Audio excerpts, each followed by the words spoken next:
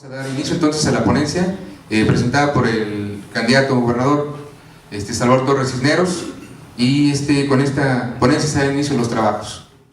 Aquí lo que estamos enmarcando es una situación que se vive en el país, una crisis económica, financiera, social, cultural, donde vemos que lejos de progresar el país ha ido en retroceso. Llevamos décadas con un crecimiento raquítico promedio del 2.4% medido por el Producto Interno Bruto, con una población pobre de más de 50 millones, con una población subempleada, busca su propio trabajo con diferentes mecanismos, comercio informal más que todo, de cerca de 28 millones de ciudadanos.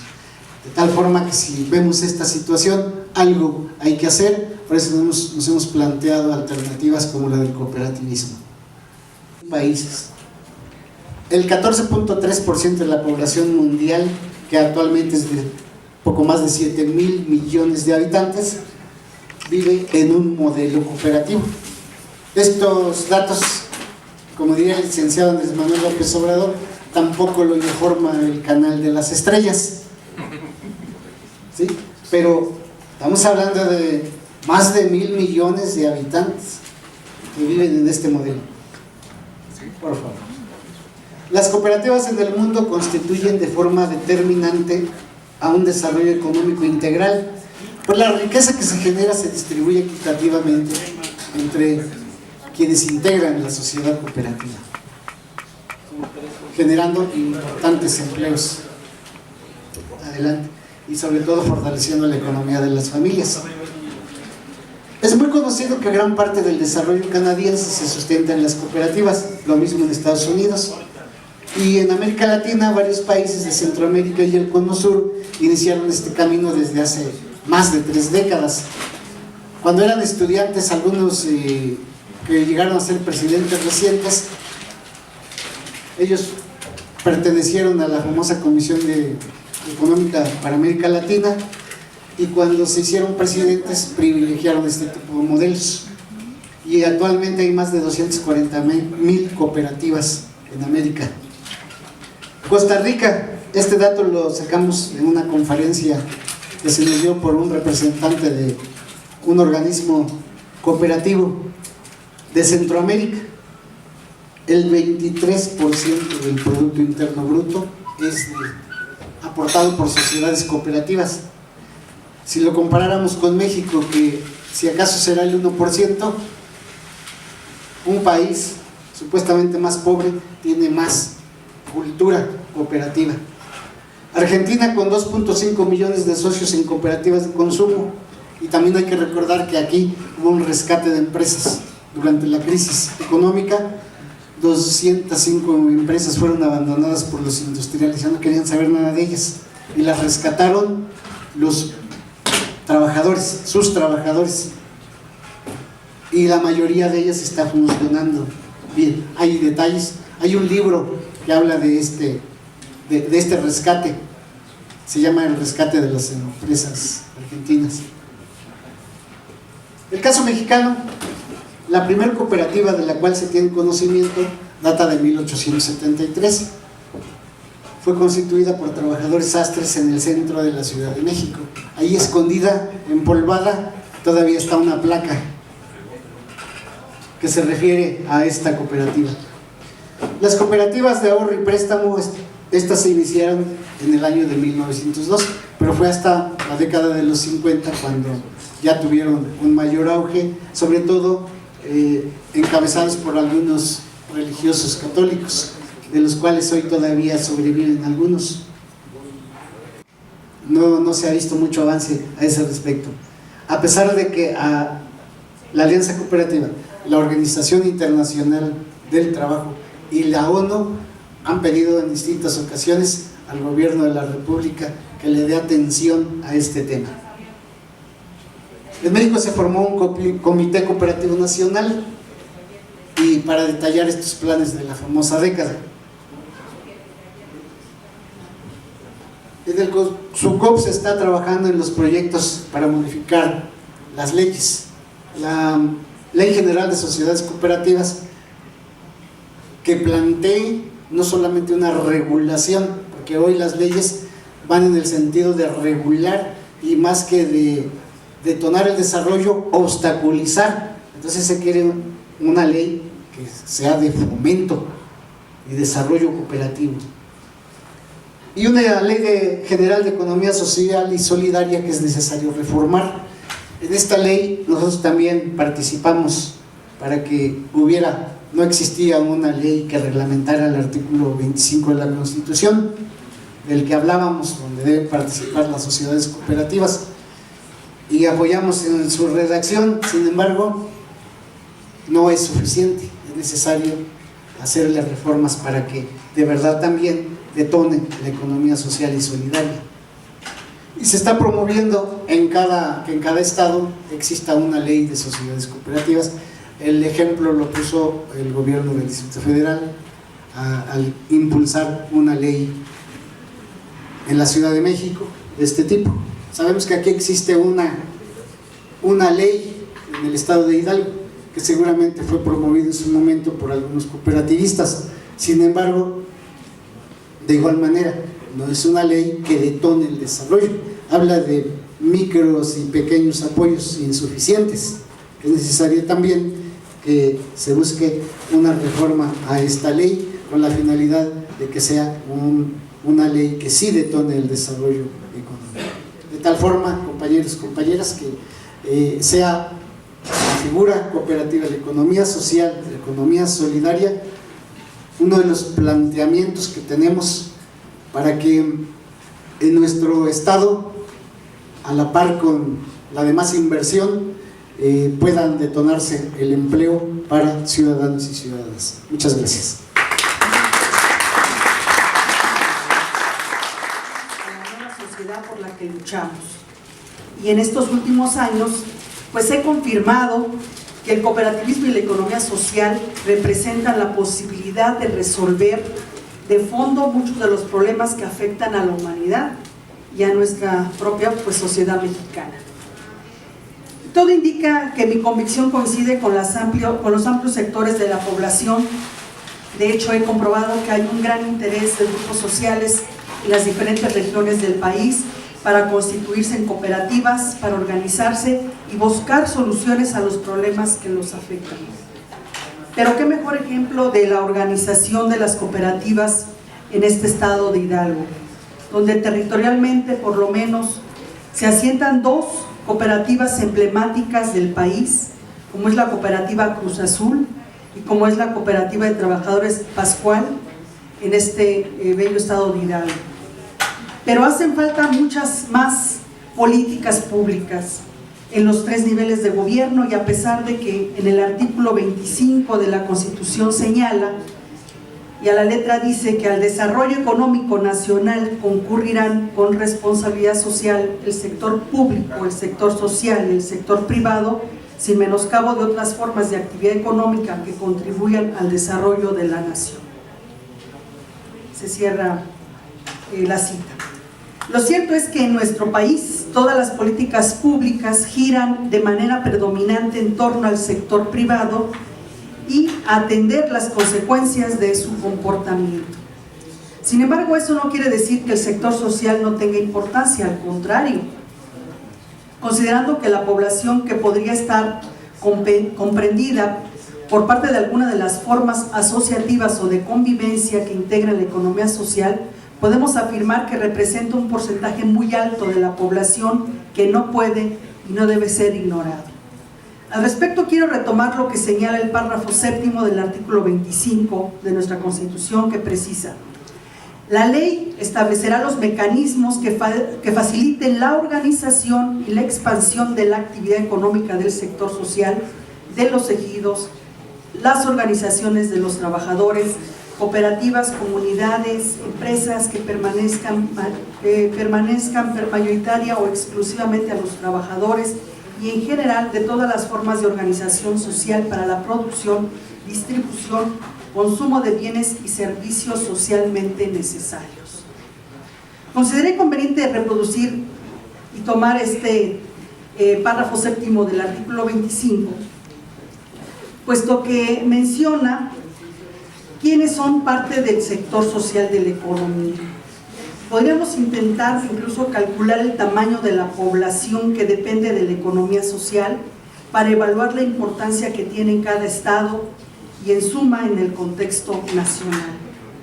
Pues a pesar de las políticas para expulsar a los campesinos de sus tierras, específicamente lo que fue la gran reforma salinista al artículo 27 constitucional de 1992, el censo ejidal del 2007, el más reciente, reportó 5.6 millones de ejidatarios y comuneros, que con sus familias sumarían por lo menos 22 millones de personas. A la anterior se debe agregar la posibilidad de que una parte de la economía informal está conformada por algunas de las figuras asociativas que caracterizan a la economía social.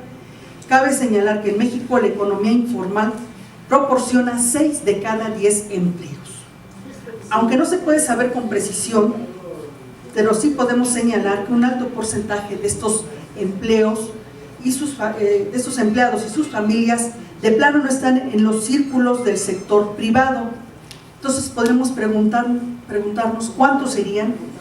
Vale decir que 10.5 millones de personas trabajan en micronegocios sin establecimiento propio, 8.7 millones se emplean en micronegocios con establecimiento y muchos de ellos ya están o podrían en un esfuerzo de formalización quedar en alguna figura de la economía social. Como podemos observar en México y como en muchas entidades, de la que no se excluye este estado, por supuesto, de Hidalgo, la economía no está en el sector formal y no opera como la clásica empresa del sector privado, que es muy grande y no se puede ignorar. Para terminar con este recuento de datos, me gustaría mencionar las cifras del más reciente censo económico del INEGI. Según esas cifras, al cierre del 2008, año en el que se levantaron los datos censales, las cooperativas que formalmente se encontraban operando en el país apenas sumaban 9.767 unidades económicas, las cuales dieron empleo a solo 182.928 personas. Esos datos son realmente poco significativos, ya que representan una cifra muy baja en comparación con los 5.1 millones de unidades económicas y los 27 millones de trabajadores censados en total en ese año. Sin embargo, a las cifras del censo hay que agregar la referencia no al número de empleados, sino al número de socios. En este sentido, por ejemplo, el Fondo de Protección de las Sociedades Cooperativas de Ahorro y Préstamo informó en el año 2012 que existían 617 cooperativas de ahorro y préstamo que registraron y que contabilizaban a 5.8 millones de socios. Eso multiplica el número de beneficiarios mucho más allá de los empleos directos generados por las propias cooperativas de ahorro y préstamo como unidades económicas. Su impacto benéfico es mucho más amplio. Esto es importante. Como se ha platicado, en el país no hay un marco jurídico que sea proclive a fomentar cooperativas, ¿no? Si nosotros revisáramos, por ejemplo, el marco jurídico de Costa Rica, que hace rato refería el licenciado Salvador Torres, ustedes verán que, por ejemplo, en términos de impuestos, ellos pagan un 15% de impuestos parecido a nuestro impuesto sobre la renta, del cual 12% se regresa a las cooperativas, a través de sus organismos de integración, a través de un instituto que tiene como finalidad capacitar a las cooperativas. Entonces, hay un gran crecimiento de las cooperativas. Nos hablaba de 700,000 cooperativistas, o sea, el 23% de la población de un total de 4 millones de habitantes en Costa Rica, y efectivamente se nota digamos, en las carreteras, uno va viendo letreros donde dice Cooperativa Los Pinos, hay una cooperativa de mantenimiento de aviones, es decir, hay cooperativas muy grandes. Y entonces hay una política de fomento. No es un gobierno de izquierda, por cierto. Hay una historia, entonces uno dice, bueno, pero sí lo que podemos rescatar es que hay voluntad política. Creo que eso es fundamental. Nosotros, yo que vengo del gobierno 2004, en este caso inicié 2004, pero de Andrés Manuel López Obrador y Marcelo, gobierno de izquierda con cierta voluntad política. Entonces es fundamental para un programa o para una política de esta naturaleza la voluntad política y, sobre todo, el trabajo organizado de la población y de los movimientos cooperativos. Bueno, la que sigue, por favor. Bueno, tenemos la Ley de Sociedades Mercantiles, que es otro de los referentes. Es una ley que se modificó en el año 94, es una ley que venía del 38 con Lázaro Cárdenas, no hay antecedentes, pero era una ley que también tenía muchos elementos de fomento. Esta se modifica en el año 94, tampoco me voy a meter al detalle, pero en la Ley General de Sociedades Cooperativas básicamente se regula qué tipo de documentos se necesitan para constituir una cooperativa, cuántos socios, 5 por ejemplo, mínimo, las formas de representación, es decir, tienen consejo de administración, o un representante general, tiene un consejo de vigilancia, ¿no? Las comisiones, y cómo se conforma el capital social, cosa que es muy importante en las cooperativas y que hace una de las grandes diferencias entre una sociedad anónima y una sociedad cooperativa. Mientras que en una sociedad anónima alguien puede constituir, no sé, un capital de 50,000 pesos y un socio puede poner, no sé, 48,000 pesos, otros 2 socios pueden poner 1,000 y 1,000. A la hora de votar, el socio de los 48,000 tiene 48 votos, 1,000 y 1,000. En cambio, en una sociedad cooperativa, desde ahí empezamos, todos aportamos iguales, un socio, un voto, y se refleja en su capital. Entonces, de ahí nace uno de los conceptos de esta democracia y de esta igualdad, por lo menos en la asamblea. Otra cosa es cómo nos repartimos a la hora del trabajo, pero de principio hay este asunto de igualdad en la toma de decisiones, una democracia verdadera. Por ejemplo, una lámina final dice, bueno, más allá de las cooperativas, sin organización difícilmente hay democracia, sin educación difícilmente hay democracia. Y para nosotros la cooperativa es una figura que cubre principios de educación, principios de cooperación, principios de igualdad y principios de democracia. Bueno, la que sigue, por favor. Bueno, en el Distrito Federal tenemos un marco. Consideramos propicio insuficiente, le falta mucho. Está la Ley de Fomento Cooperativo, única en el país. Hay varias iniciativas, pero es una ley privada. El licenciado de la Rosa fue parte de los redactores y varios compañeros cooperativistas. Hay un reglamento, por cierto, la ley es de enero del año 2006. Hay un reglamento, hay un programa general. Hubo una modificación a la ley de adquisiciones en el año 2007. ¿Por qué? Ahorita vamos a ver que uno de los elementos de la ley era que el gobierno del Distrito Federal debía procurar proveerse de bienes producidos por las cooperativas. Para ello fue necesaria la modificación de la ley de adquisiciones, particularmente en su artículo 54, creo que fracción cuarta, en donde se incluían las cooperativas como posibles proveedoras en condiciones preferenciales en ciertos casos. ¿Por qué? Resulta que para ser proveedor de un gobierno se necesita cubrir una serie de requisitos y tener garantías, es decir, yo doy un contrato y tengo que presentar una garantía. Eso lo establece la ley de adquisiciones. En este artículo 54 que se modificó, se decía que las cooperativas podían exentar la presentación de garantías, que se regulaba en el artículo 72 de la misma ley. Entonces, bueno, es parte de lo que se hizo en el Distrito Federal. Se hizo una propuesta de modificación del Código Financiero que intentamos 4 años, es decir, no logramos modificar, que básicamente significaba reducir el pago del costo predial, por lo menos en un porcentaje, ¿no? Y pues que en las delegaciones que se están haciendo los trámites de certificación, pues que se regularizara cómo iba a ser el cobro para la constitución de cooperativas y por hojas, por copias, etc. Uno de los grandes pendientes, aunque algunas delegaciones avanzaron en ello, fue hacer el censo cooperativo. Por ejemplo, la delegación Tláhuac hizo un censo cooperativo muy interesante. Por cierto, Costa Rica, uno de sus productos es un censo cooperativo muy bueno, que cubre todo el país, y es un censo del año 2010. Y por supuesto que tener un censo cooperativo y un diagnóstico cooperativo hace que sea muy factible hacer una política pública adecuada a las cooperativas. ¿Les gusta? ¿Creen que esto es todo lo que se usa? Caray, ni siquiera los sabores del pato, ¿no? ¿Tiene más? Esto es, señores, los estantes del Walmart.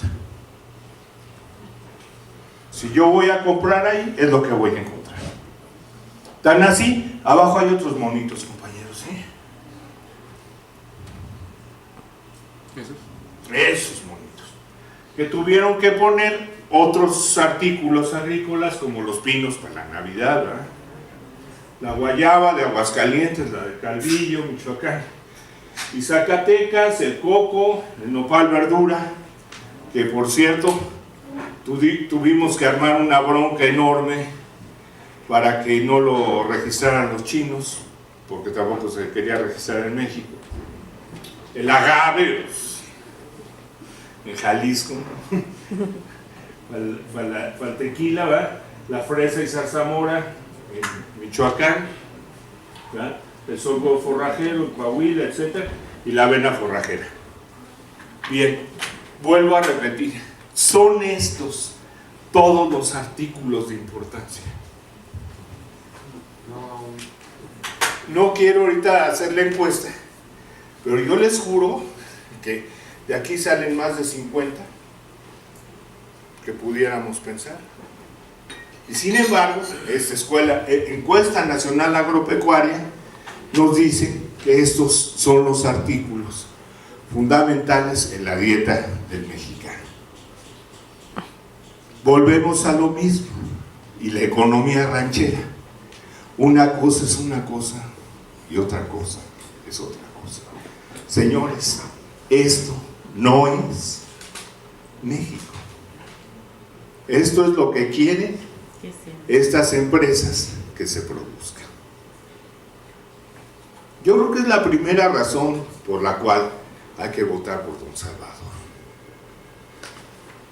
Para que no se reproduzcan las cosas, ¿verdad? Esto tiene que cambiar. Bien, nos vamos al otro archivo. La distribución de rendimientos, no tenemos sueldo, como les dije, nos distribuimos los rendimientos de acuerdo a la responsabilidad que tiene cada socio. Las aportaciones de los socios son mínimas, es con el trabajo.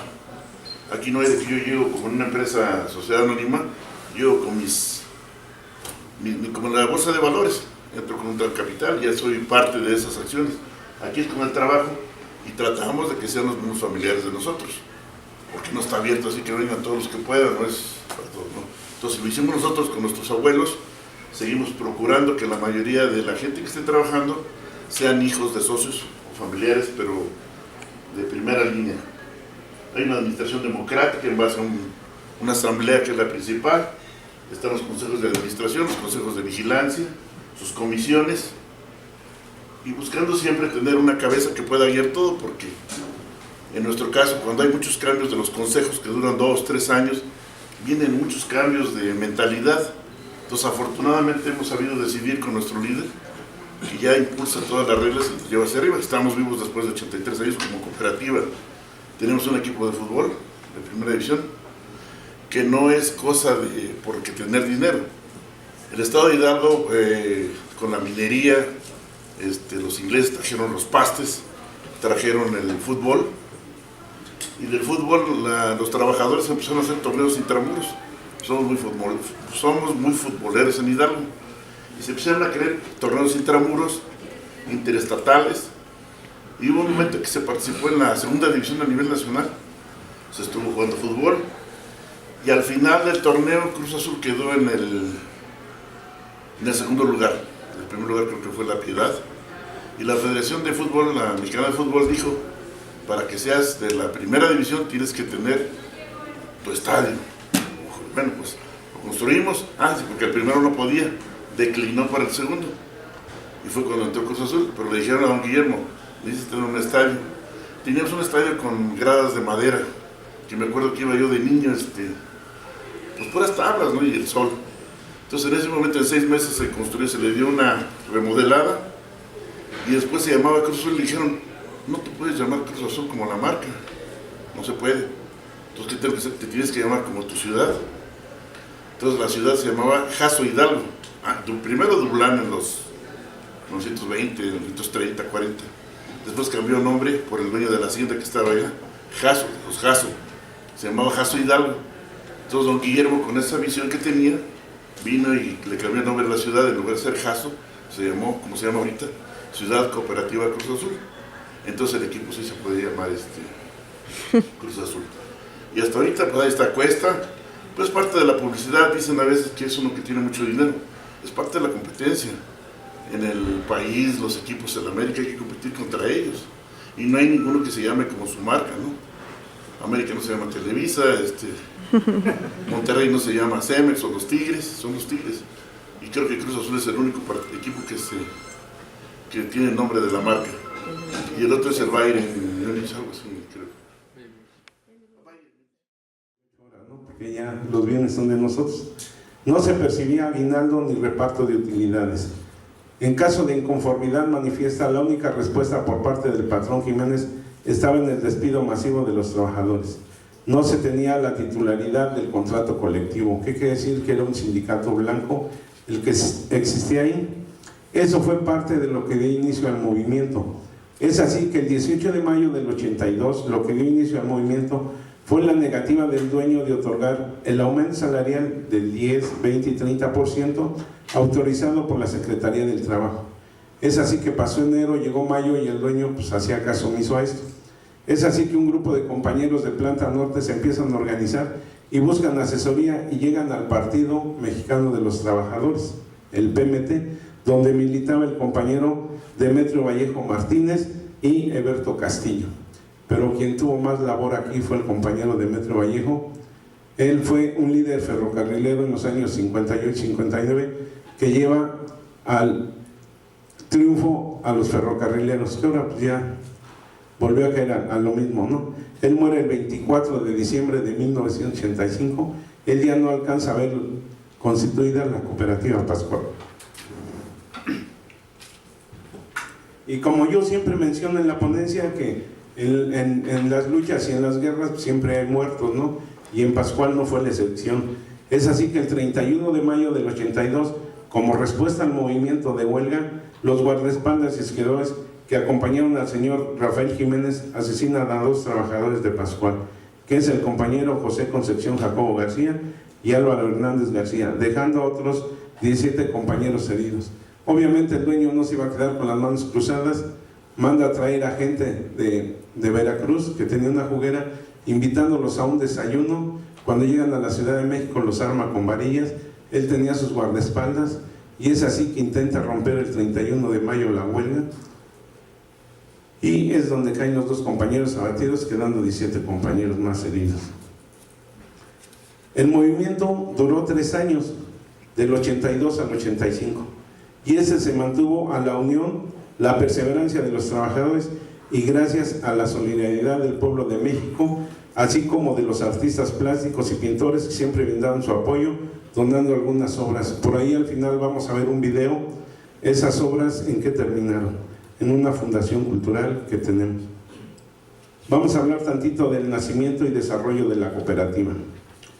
En agosto del 84 las autoridades por fin aceptan la alternativa de los patos, que así nos decían, que fuera a trabajar la empresa como cooperativa, es decir, que los trabajadores fueran dueños de la empresa y la adquirían con sus salarios caídos, ¿no?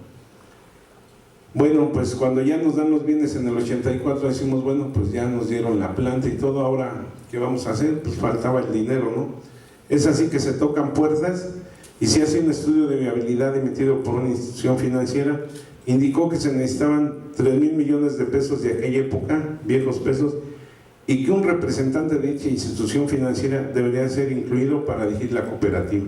Dijimos, bueno, pues salimos de Guatemala para entrar a Guatepeor, no aceptamos ese préstamo. Es así que se siguen tocando puertas y a fin de ayudar a los trabajadores para arrancar la producción en las plantas, el Sindicato de Trabajadores de la Universidad Autónoma de México, en una asamblea con sus secretarios generales, hace la propuesta de que dieran un día de salario y se juntan 1.400.000.000 de pesos de aquella época y fueron donados a la cooperativa, que es con lo que arrancamos nuestra planta de producción. Esto no se llevó a cabo, sin embargo la lucha debe de seguir. En consecuencia, ¿qué planes hay para revivir esto o en su defecto buscar una institución que no un elefante blanco, que verdaderamente sea garante para el apoyo hacia las cooperativas y la sociedad en general.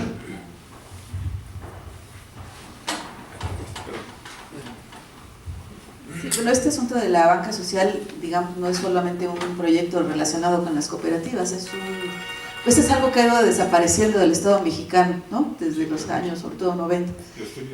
Entonces, yo creo que, o sea, si me dice a mí en lo personal, ¿qué podemos hacer? Pues lo que aquí hemos platicado, uno es organización, es decir, no solamente son las medidas del Estado, no solo es si alguien nos concesiona o se nos permite tener una banca social. Yo creo que importa mucho que haya sociedad organizada, voluntad política, decía aquí don Manuel de la Rosa, ese es un motivo más para votar por don Salvador Torres, ¿no? Es decir, necesitamos a alguien que tenga esa visión, ese proyecto, que esto que usted preguntaba hace rato, ¿cómo concreta lo de las cooperativas? Pues con acciones. ¿Qué acción puede ser?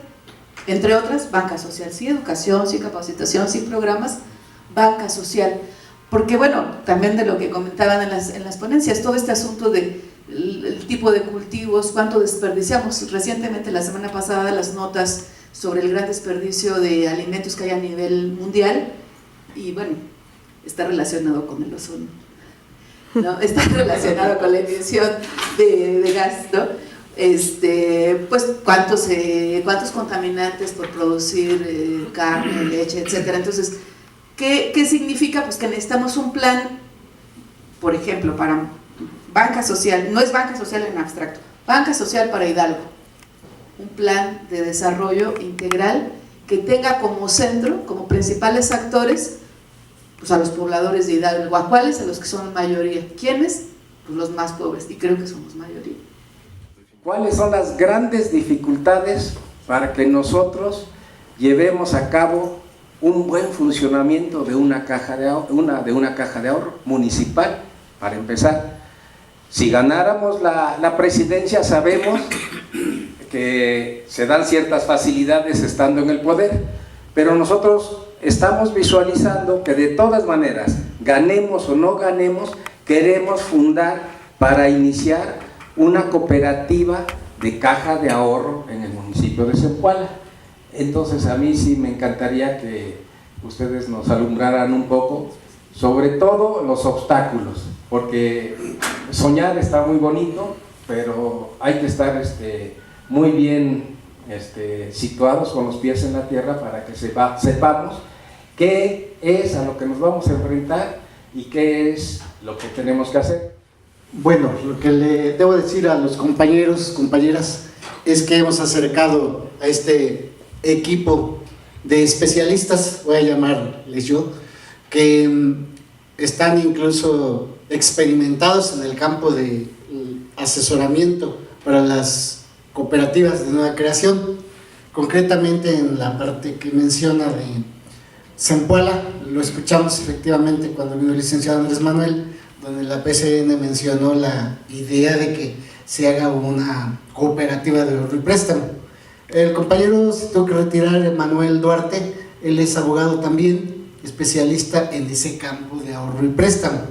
El licenciado de la Rosa, Manuel de la Rosa, él también es asesor en materia de constitución de sociedades cooperativas. ¿Y qué les puedo decir de las compañeras, el ingeniero y la exdiputada Aliet, donde con la experiencia que aquí mostraron saben el camino a seguir?